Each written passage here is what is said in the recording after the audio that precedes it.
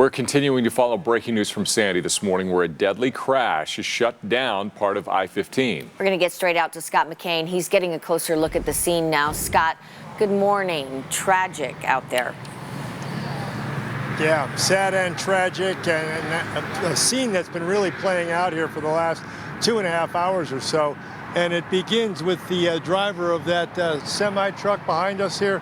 That individual wound up striking and killing a woman who had been ejected from a motorcycle that she had been a passenger on after, for reasons still unknown, that motorcycle went down. All of this happening about 3:30 this morning on northbound I-15, very near where we are right now, about 8700 South.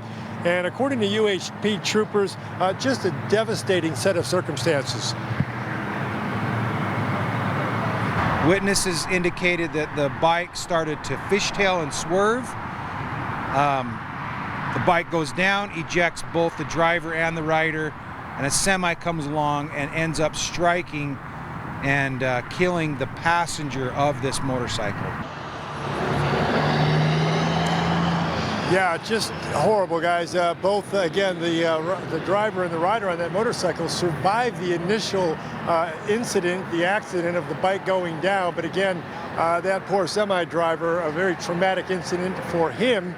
He thought he was swerving to avoid just the one person in the road, winds up striking the other. Meanwhile, the driver, the main rider of that motorcycle, a male, was taken to a local hospital, we're told, with non-life-threatening injuries. So again, both of them survived the initial wreck.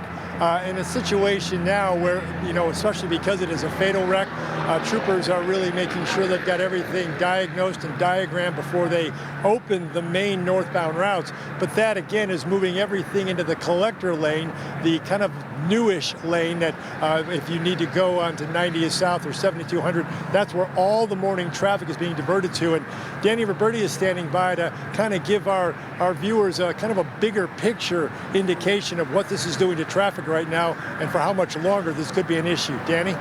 Thank you, Scott. What a tragic story this morning, but I do want to help you get around this if you are heading in this direction. And I want to give you a look at what it looks like right now.